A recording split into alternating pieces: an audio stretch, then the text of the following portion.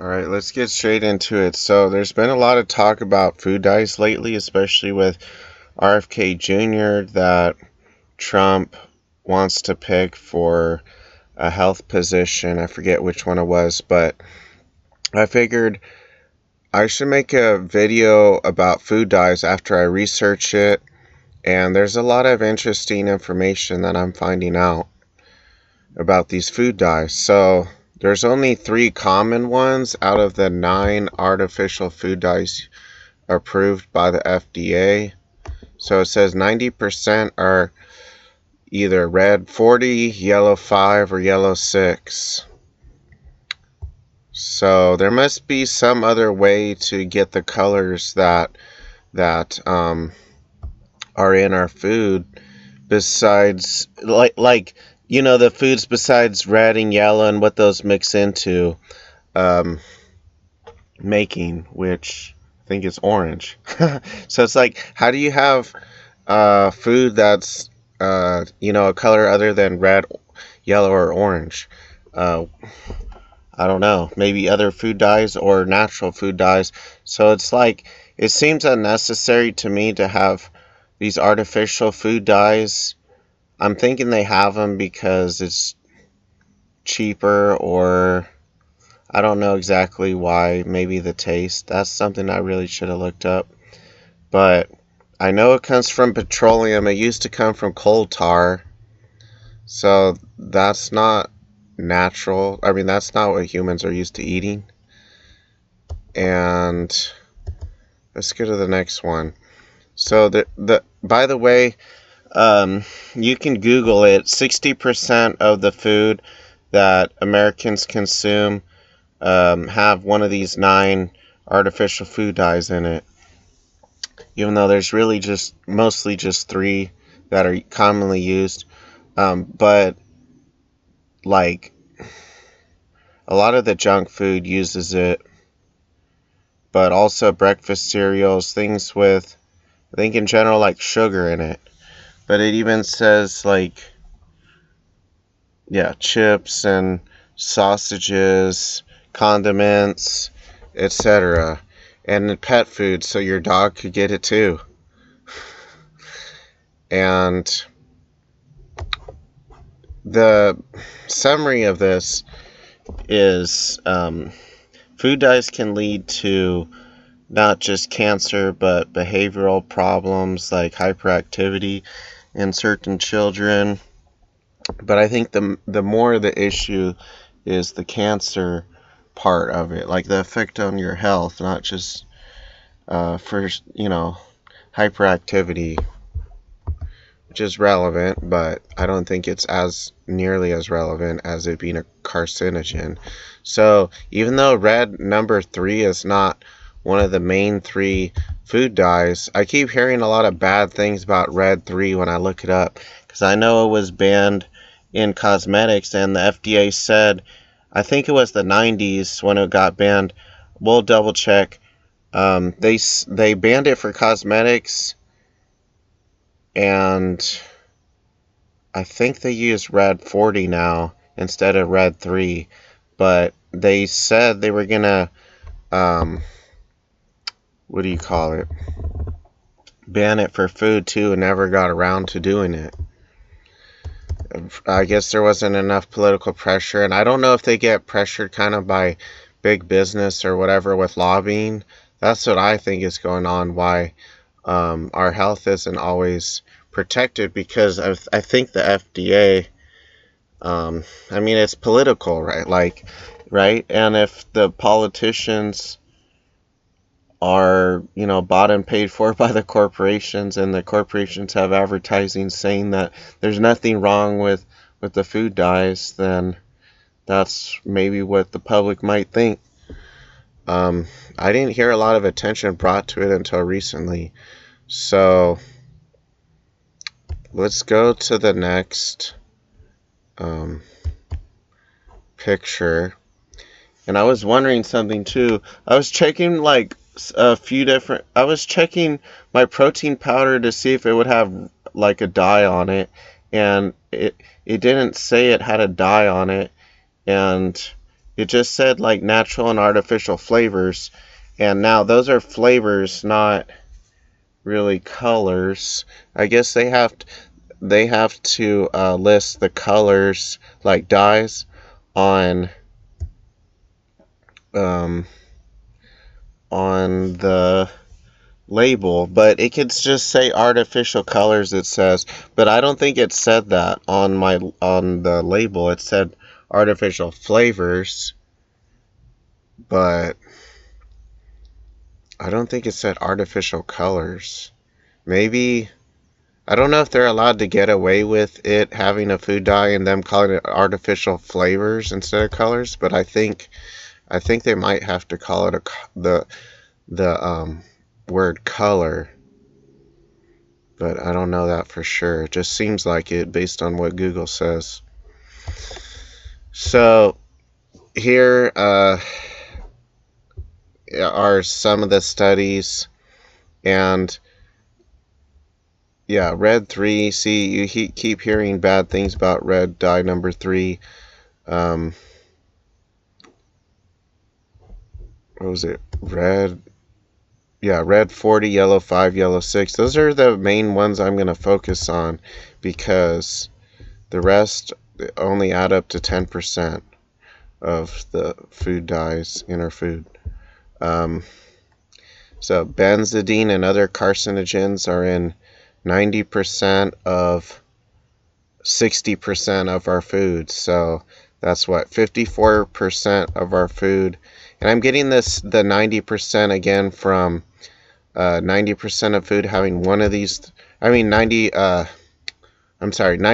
of dyes being one of these 3 dyes, and then the 60% meaning 60% of American food has had food dyes in it.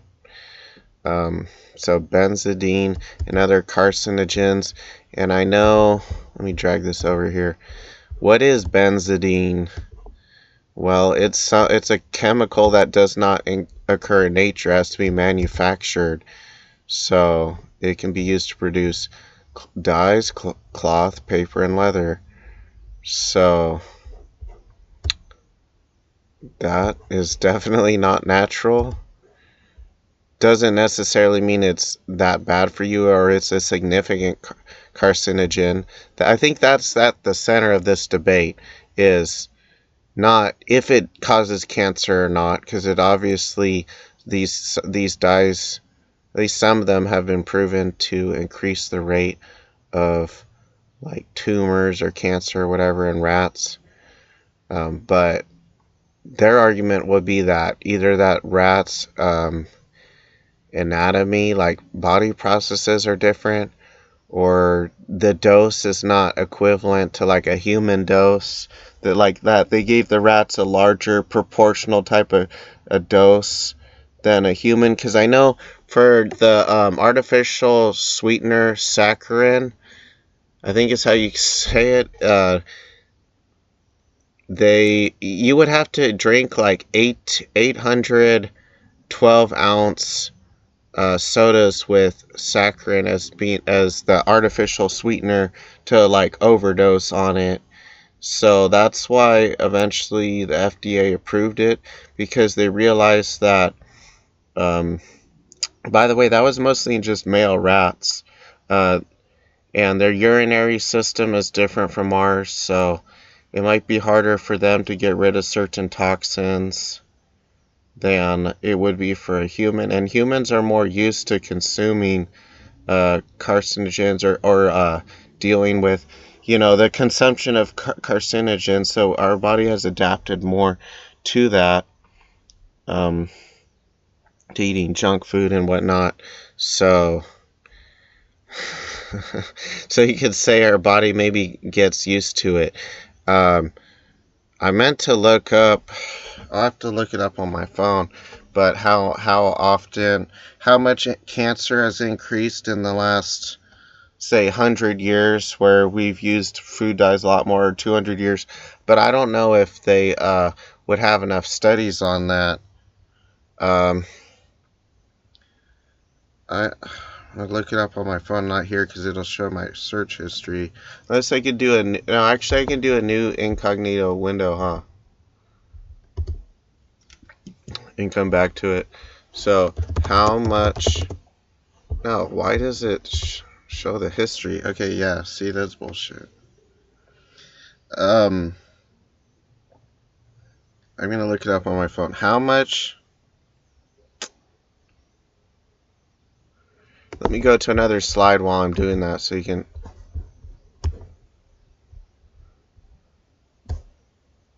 how much has the cancer rate increased from 100 years ago? So Google says cancer rate has significantly increased compared to 100 years ago.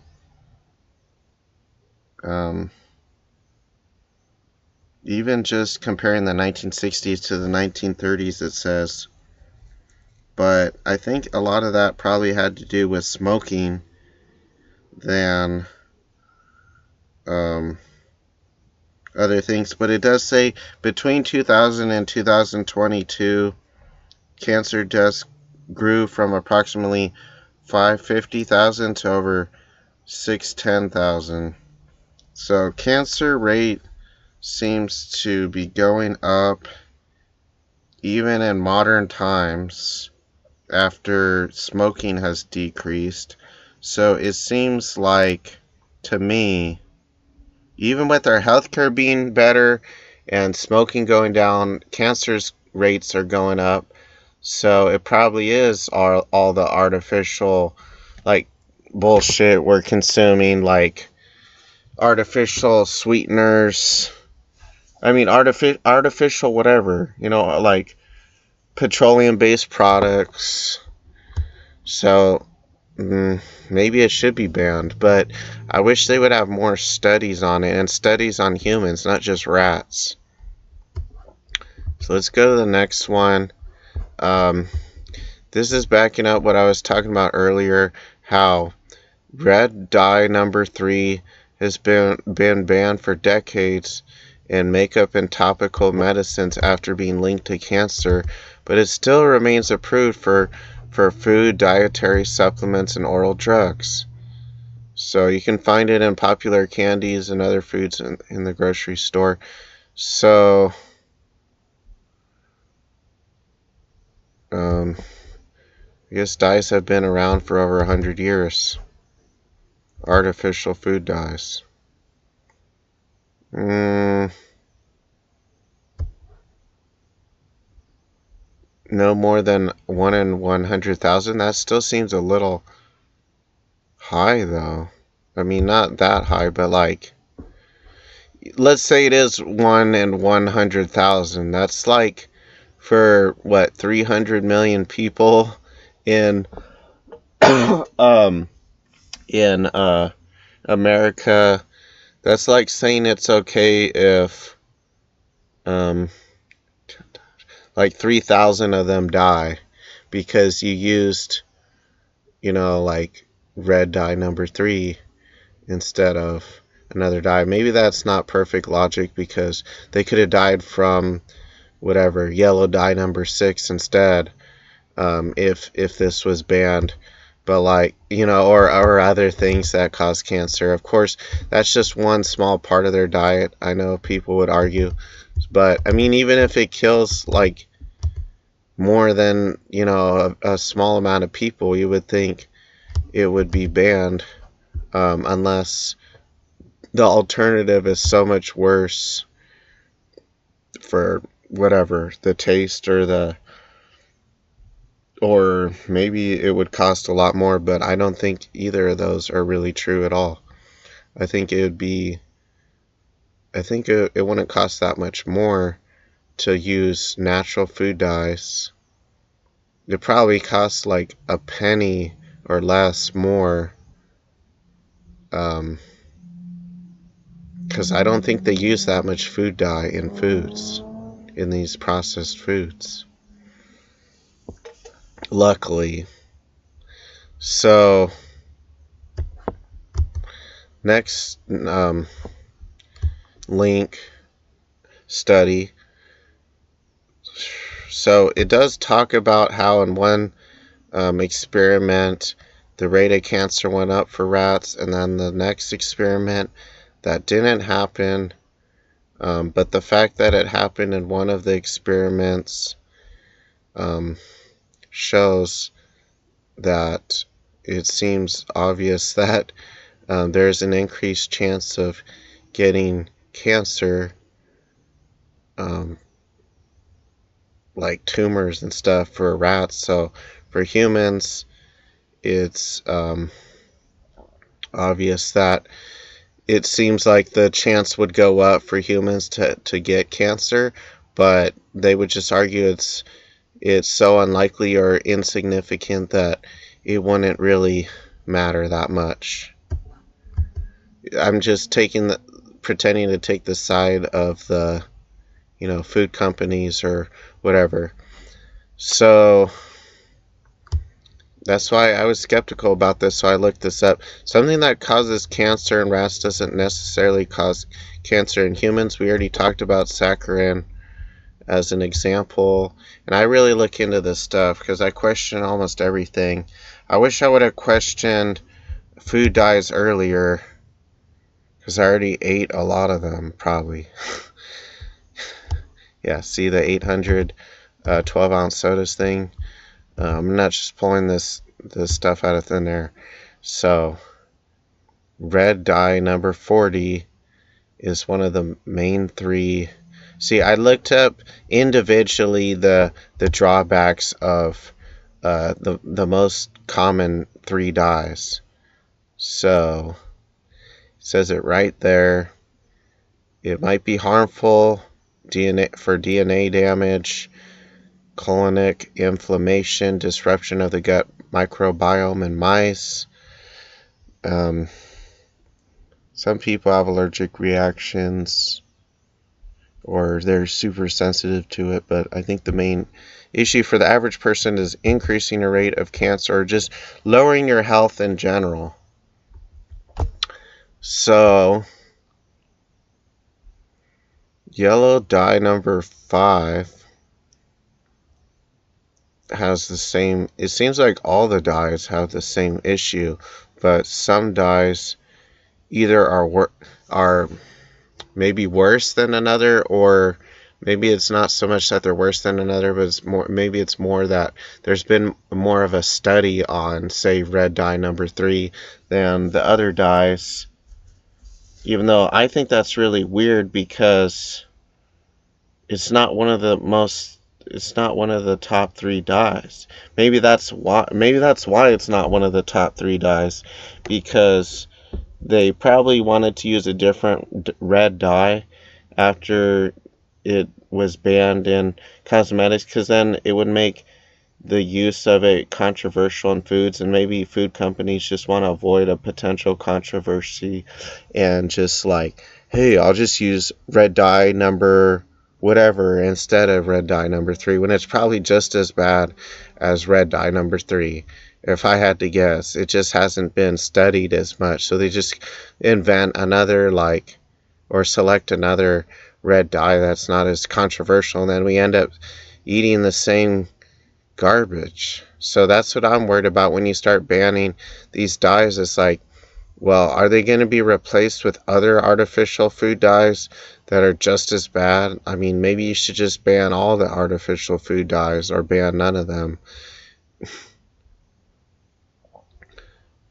Okay, so the next one, yellow dye number 6, is the last of the 3 most common ones. So I'm not going to focus on every single food dye. I think focusing on 90% of them, I think, is good enough. And I haven't seen a lot of controversy about any other dye besides red dye number 3. So I think it's good enough of a video to kind of talk overall about food dyes and whether you should be eating them or not, and whether they should be banned. Yeah, same drawbacks as all the other dyes. So I think all the artificial dyes are probably about equally as bad. I think my interpretation, and I don't know this for sure, but it just seems like based on these studies that every dye is about as bad as the other artificial dyes. It's just some have had more studies that have proven that it was bad, when other dyes happen to have, less studies or whatever that prove that it's bad for you. But it's like, do you really need a study to tell you that drinking a petroleum or eating a petroleum based product is like bad for you? Like, that's obvious. Like no, I don't, for example, I don't need to we don't need to read a study to know whether drinking gasoline is bad for you or not. Like, some of these dyes, by the way, have amino biphenyl in it, and what was the other one before? Benzidine. Let's see if this is a real. It says organic, so I think organic means it's not man-made. But let's. I don't want to double check actually. I think it's. I think something can be organic but man-made though.